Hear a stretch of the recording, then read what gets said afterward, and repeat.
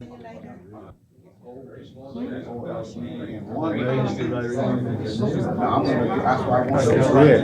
we had Stevie Wonder and all with him at that time, yeah.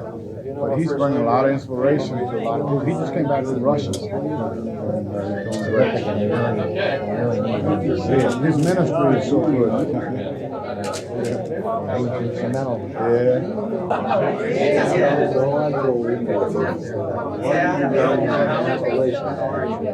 Oh yeah.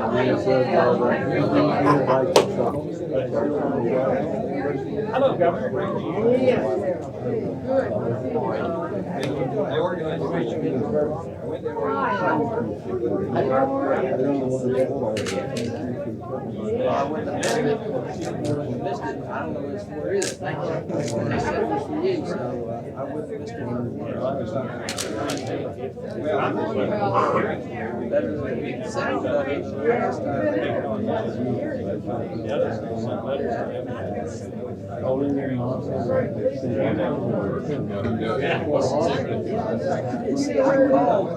one and they sent me to another.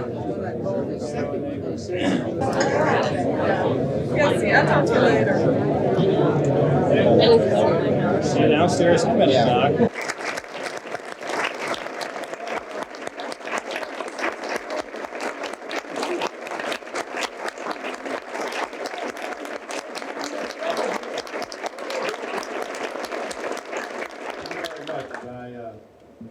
Can't tell you how happy I am to be here and see all of you here to pay honor and all the other good words to Dr. Cowley. Governor Mandel's here, who was such a strong supporter of the doctor for many, many years. Senator Kelly, who was one of your really great supporters all along. RA, Colonel Tippett, and great lady Love. Whatever it might be, it's just there. It's absolutely there. And I was thinking on the way down, what could I say? What could I possibly say that I haven't said or hasn't been said? And I guess the thing that I thought about, this is the context. Long after we're all gone, he will be remembered.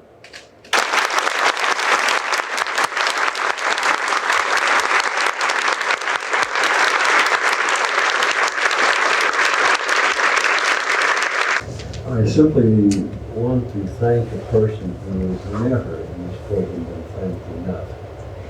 And that's Elizabeth Scanlon. Had it been for Elizabeth Scanlon, we would never have a shotgun unit. Where is she?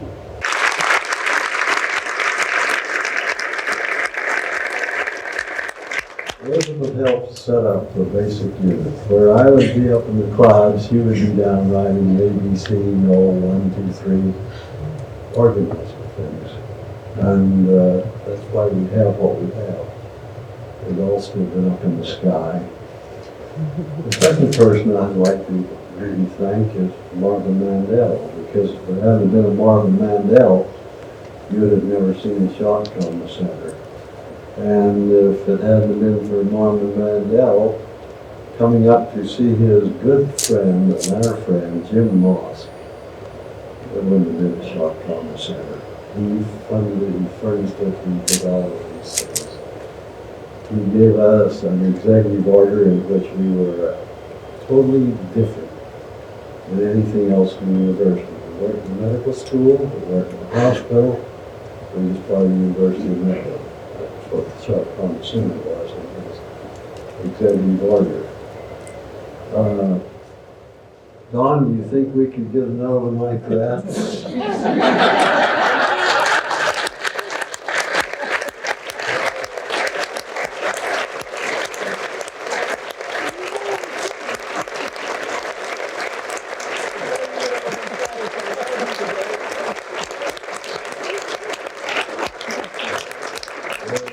Takes a number of people to build a program, and most of the people in this room have helped put. And I'm extremely grateful because we couldn't have done it by ourselves. Not even Liz and I, could we, Liz? And again, thank you very much. special ceremony at the University of Maryland Shock Trauma Center this morning honoring the center's creator. Today, Governor Schaefer announced a fellowship named for Dr. R. Adams Cowley, who is credited with being the guiding force behind the nation's finest shock trauma medical facility, actually in the world. The endowment will sponsor special trauma research. Also on hand for today's ceremony, former Governor Marvin Mandel, who was instrumental in supporting the creation of shock trauma here. I'm the hero of emergency medicine, not only in Maryland, but throughout the country. Today, Dr. R. Adams Cowley was honored in a new Baltimore Shock Trauma Center named after him. Medical reporter Christopher Gall was there and has this story. The night they wheeled me in from the medevac, I got down to the operating room, and there was doctors and nurses whirling all around me. And the very last thing I said, I looked at this doctor's face before the anesthesia took effect, and don't let me die. Take a big breath. For me, I'm fortunate that shock trauma was there, and if it wasn't for that place, I wouldn't be here. I'd be dead. Trauma, MIMS, the Maryland Institute for Emergency Services, a statewide system with its centerpiece, the new 138-bed, $44 million Baltimore facility, appropriately named after the pioneer of trauma, R. Adams Cowley. Ladies and gentlemen, Dr. R. Adams Cowley.